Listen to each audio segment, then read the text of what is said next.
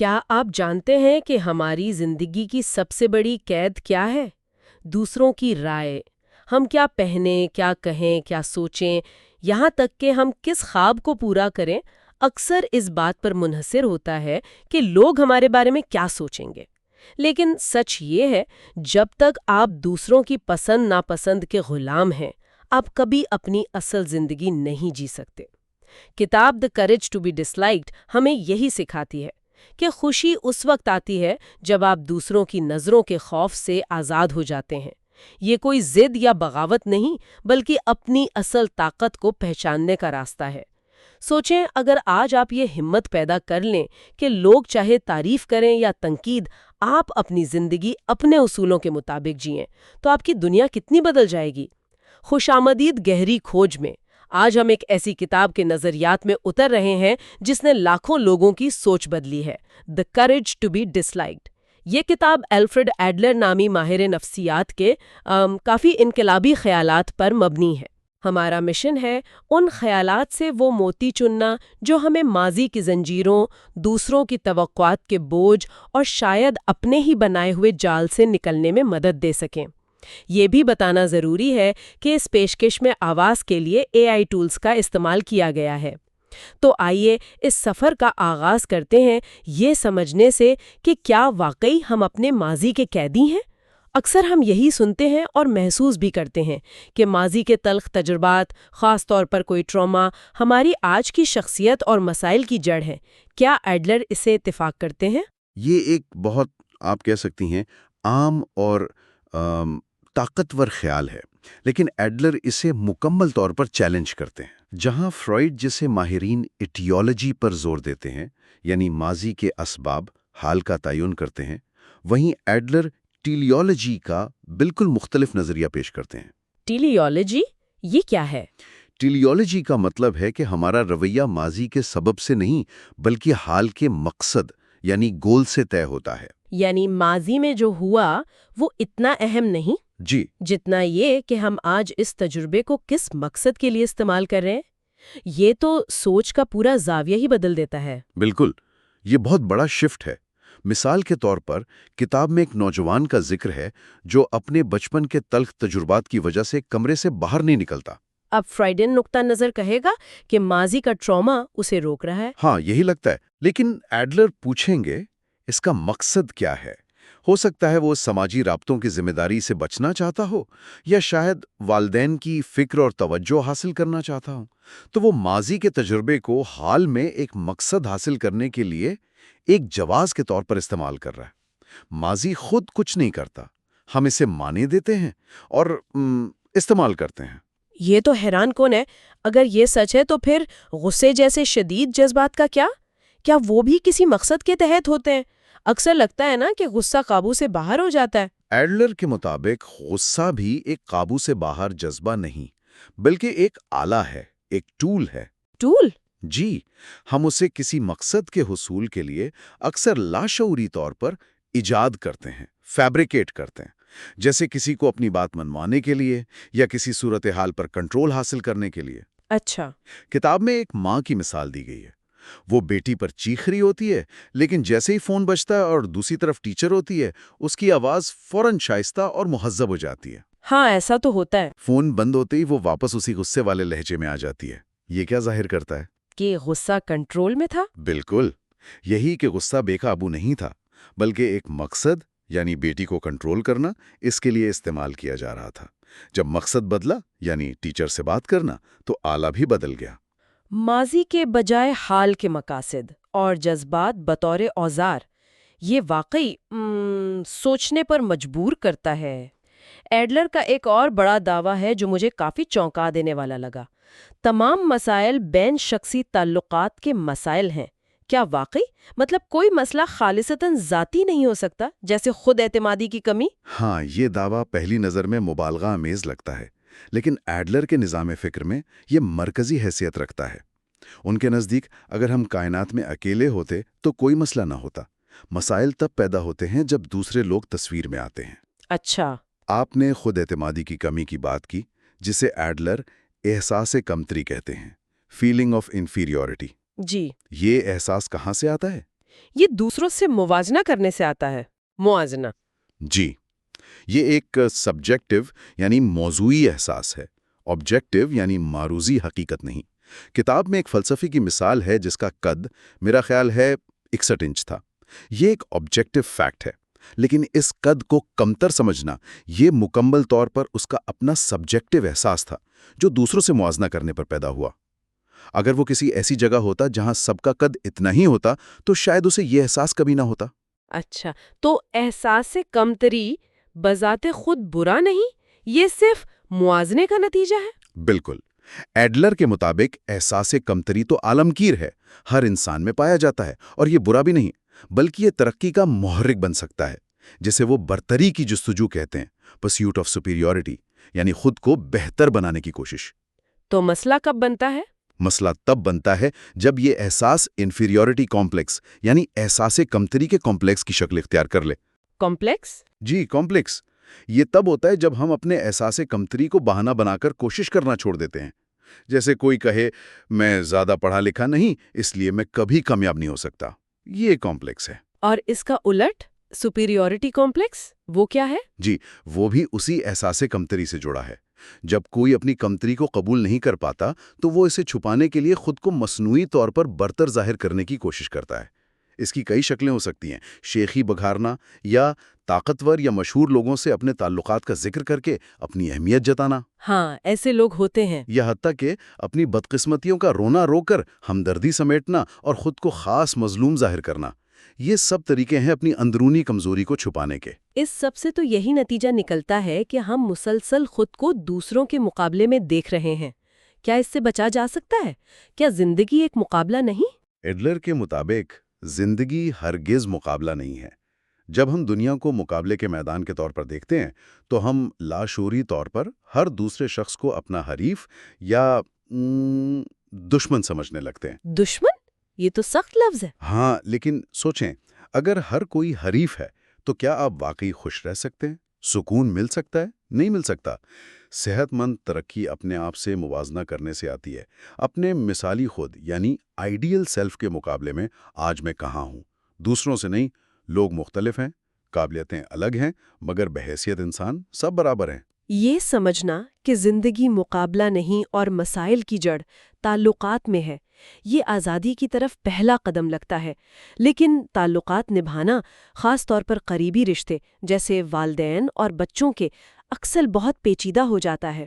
دوسروں کی توقعات کا بوجھ وہ بہت زیادہ ہوتا ہے۔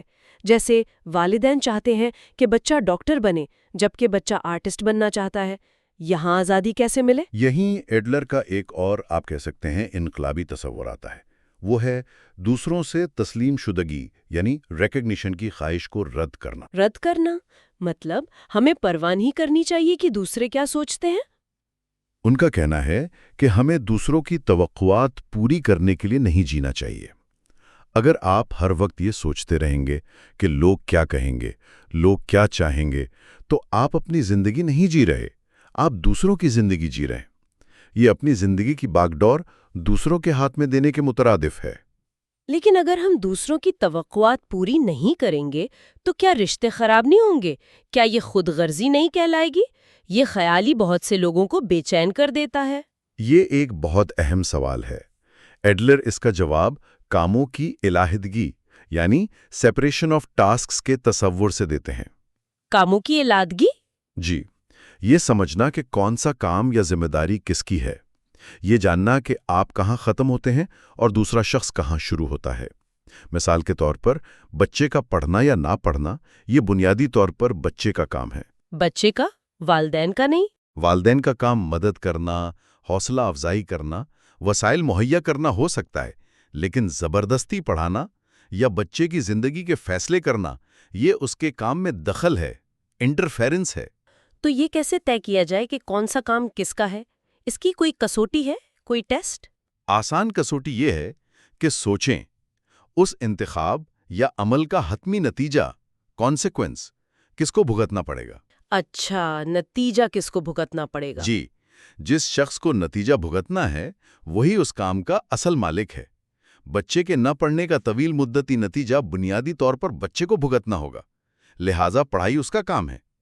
اسی طرح کوئی دوسرا شخص آپ کو پسند کرتا ہے یا نہیں، یہ فیصلہ اس کا ہے، اور اس کے نتائج، جیسے وہ آپ سے کیسا سلوک کرتا ہے، وہ بھی اسی کے ہیں، یہ اس کا کام ہے۔ تو آپ کا کام یہ نہیں کہ آپ اسے مجبور کریں کہ وہ آپ کو پسند کرے؟ بالکل۔ یعنی نہ ہم دوسروں کے کاموں میں غیر ضروری مداخلت کریں اور نہ ہی دوسروں کو اپنے کاموں میں مداخلت کرنے دیں۔ یہ سننے میں تو بہت طاقتور لگ رہا ہے، لیکن عملی طور پر مشکل نہیں؟ مشکل ضرور ہے، کیونکہ ہم سماجی مخلوق ہیں اور دوسروں کی رائے سے متاثر ہوتے ہیں، لیکن یہی آزادی کی قیمت ہے۔ دوسروں کے فیصلوں اور احساسات جو ان کے کام ہیں، ان کو ان پر چھوڑ دینا، اور خود اپنے کام یعنی اپنے اصولوں کے مطابق بہترین زندگی گزارنا، اس پر توجہ دینا۔ اس کے لیے ہمت چاہیے، وہی ناپسند کیے جانے کا حوصلہ، the courage to be disliked۔ ناپسند کیے جانے کا حوصلہ۔ جی، اس کا مطلب یہ نہیں کہ جان بوجھ کر لوگوں کو ناراض کریں یا بدمزگی پیدا کریں، بلکہ یہ کہ اگر آپ اپنے اصولوں پر چلتے ہوئے کسی کو ناپسند بھی گزریں تو اس خوف سے مفلوج نہ ہوں۔ حقیقی آزادی یہی ہے کہ آپ اپنی زندگی کی ڈرائیونگ سیٹ پر خود بیٹھیں، دوسروں کی پسندیدگی کی بھیک نہ مانگیں۔ ٹھیک ہے، تو کاموں کی علیحدگی ہمیں دوسروں کی توقعات سے آزاد کرتی ہے اور ناپسندیدگی کا حوصلہ دیتی ہے۔ یہ تعلقات میں ایک قسم کی حد بندی، باؤنڈری سیٹنگ ہے، لیکن کیا یہ کافی ہے؟ کیا تعلقات کا مقصد صرف آزادی حاصل کرنا ہے یا اس سے آگے بھی کچھ ہے؟ منزل کیا ہے، لیکن منزل نہیں۔ ایڈلر کے نزدیک انسانی نفسیات کی حتمی منظم کمیونٹی کا احساس ہے، کمیونٹی فیلنگ۔ کمیونٹی کا احساس؟ جی، یعنی یہ گہرا احساس کہ آپ اس وسیع انسانی برادری کا حصہ ہیں، یہاں آپ کی جگہ ہے، it's okay to be here, اور دوسرے لوگ آپ کے حریف نہیں بلکہ ساتھی ہیں، کامریڈز ہیں۔ کمیونٹی کا احساس یہ کیسے پیدا ہوتا ہے، خاص طور پر جب ہم نے ابھی کاموں کو الگ کرنے کی بات کی؟ یہ احساس 3 بنیادی ستونوں پر قائم ہوتا ہے۔ ایک، خود قبولیت یعنی سیلف ایکسیپٹنس۔ 2، دوسروں پر اعتماد، کانفیڈنس ان ادرز۔ اور 3، دوسروں کے لیے حصہ ڈالنا، کنٹریبیوشن ٹو ادرز۔ ان کی تھوڑی وضاحت کریں گے؟ یہ تصورات بہت اہم لگ رہے ہیں، خود قبولیت، اعتماد اور حصہ ڈالنا۔ جی، پہلا ہے خود قبولیت، سیلف ایکسیپٹنس۔ اس کا مطلب ہے اپنی حقیقت کو تسلیم کرنا، جیسے کہ آپ ہیں۔ اگر آپ 100 میں سے 60% ہیں تو اس 60% کو ایمانداری سے قبول کرنا اور اسے بہتر بنانے پر توجہ دینا، بجائے اس کے کہ آپ 100% نہ ہونے پر خود کو کوستے رہیں یا 100% ہونے کا دکھاوا کریں۔ یعنی پرفیکٹ بننے کی کوشش چھوڑ دیں۔ ہاں، ایک طرح سے یہ ایک قسم کی مثبت تسلیم حقیقت ہے، افرمیٹیو ریزگنیشن، اپنی خوبیوں اور خامیوں کو قبول کرنا۔ دوسرا ہے دوسروں پر اعتماد، کانفیڈنس ان ادرز۔ یہ غیر مشروط ہونا چاہیے۔ غیر مشروط مطلب بغیر کسی ثبوت کے؟ جی، یہ عام بھروسے یعنی ٹرسٹ سے مختلف ہے جو شرائط پر مبنی ہوتا ہے، جیسے بینک قرض دیتے وقت ضمانت مانگتا ہے۔ ایڈلر کا اعتماد یہ ہے کہ آپ دوسرے انسان کو بنیادی طور پر اپنا ساتھی سمجھیں اور اس پر یقین کریں، بغیر کسی گارنٹی کے۔ لیکن اگر کوئی دھوکہ دے دے؟ جہاں بھی کاموں کی علیحدگی کا اصول آتا ہے، آپ کا کام اعتماد کرنا ہے، دوسرا اس اعتماد کو کیسے نبھاتا ہے یہ اس کا کام ہے۔ اگر آپ دھوکے کے خوف سے کبھی اعتمادی نہیں کریں گے تو آپ کسی سے گہرا بامانی تعلق قائم نہیں کر پائیں گے۔ صحیح۔ اور تیسرا ستون؟ تیسرا ہے دوسروں کے لیے حصہ ڈالنا، کنٹریبیوشن ٹو ادرز۔ یہ احساس کہ آپ کمیونٹی کے لیے، دوسرے لوگوں کے لیے کسی نہ کسی طرح مفید ہیں۔ مفید ہونا۔ جی، یہ خود قربانی، سیلف سیکریفائز نہیں ہے، بلکہ اپنی قدر، اپنی ویلیو کو محسوس کرنے کا ایک طریقہ ہے۔ جب آپ دوسروں کے لیے کچھ کرتے ہیں تو آپ کو اپنی اہمیت کا احساس ہوتا ہے۔ یہ کام یعنی ورک کی صورت میں ہو سکتا ہے، رضاکارانہ خدمات کی صورت میں، یا کسی بھی ایسے عمل سے جس سے آپ کو اپنے اندر یہ احساس ہو کہ میں کسی کے کام آ رہا ہوں۔ اچھا، تو یہ احساس سبجیکٹو ہے؟ بالکل، دوسروں کی تعریف کا محتاج نہیں، آپ کا اپنا اندرونی احساس۔ تو اس تعریف کے مطابق خوشی کیا ہے؟ کیا یہ کامیابی ہے، پیسہ ہے یا کچھ اور؟ ایڈلر کے لیے خوشی براہ راست حصہ ڈالنے کا احساس ہے، فیلنگ آف کنٹریبیوشن۔ حصہ ڈالنے کا احساس؟ جی، جب آپ یہ محسوس کرتے ہیں کہ آپ اپنی کمیونٹی، اپنے ساتھی انسانوں کے لیے مفید ہیں، तभी आप अपनी हकीकी कदर महसूस करते हैं, और यही एहसास खुशी है। अहम बात यह है कि ये एहसास सिर्फ काम की सतह यानी लेवल ऑफ एक्ट्स पर नहीं, मतलब कुछ करके ही हासिल नहीं होता, तो फिर बल्कि मौजूदगी की सतह यानी लेवल ऑफ बीइंग पर भी हो सकता है। मिसाल के तौर पर एक बुजुर्ग जो बीमार हैं और बिस्तर पर हैं, वो शायद फाल तौर पर कुछ ना कर रहे हों, हाँ, लेकिन उनकी महज मौजूदगी, उनका वजूद उनके खानदान के लिए मोहब्बत, सुकून और ताल्लुक का बाइस हो सकता है। उनकी मौजूदगी खुद एक कंट्रीब्यूशन है। इस खुशी को महसूस करने के लिए दूसरों की तारीफ या तस्लीम शुदगी जरूरी नहीं, ये आपका अपना अंदरूनी एहसास है। आदमी बनो, कुछ गैर मामूली करो। क्या एडलर के मुताबिक आम यानी नॉर्मल होना काफी है? क्या ये एक कमतर हालत नहीं? ये खास बनने की शदीद ख्वाहिश, जिसे Adler pursuit of easy superiority कहते हैं, अक्सर अपने आम होने को कबूल ना करने से पैदा होती है। एडलर इसके बरक्स आम होने का हौसला यानी करेज टू बी नॉर्मल की अहमियत पर जोर देते हैं। आम होने का हौसला? जी, आम होने का मतलब नाकारा या बेकार होना नहीं है। इसका मतलब है अपनी हकीकत को कबूल करना, गैर ज़रूरी तवज्जो या बढ़तरी की तलाश में ना रहना। वो जिंदगी को एक पहाड़ चढ़ने यानी किनेटिक लाइफ के बजाय, जहां सिर्फ चोटी यानी मंजिल अहम होती है, हाँ, एक रक्स यानी एनर्जियल लाइफ से तशबीह देते हैं। रक्स में हर लम्हा, हर कदम खुद अपनी जगह मुकम्मल और बामानी होता है।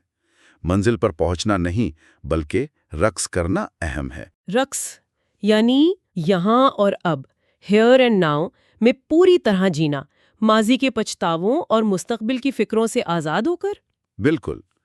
एडलर के मुताबिक माजी गुजर चुका, वो अब मौजूद नहीं है। मुस्तकबिल अभी आया नहीं, वो एक खाली सफ़ा है।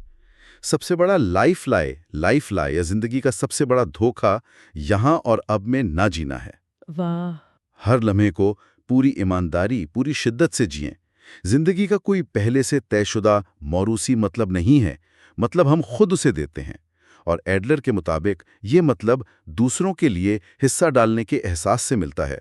अगर ये आपका रहनुमा सितारा, गाइडिंग स्टार है, तो आप आज़ादाना तौर पर यहाँ और अब में जी सकते हैं, अपने रक्स से लुत्फानंदोज हो सकते हैं, चाहे कोई आपको पसंद करे या ना करे।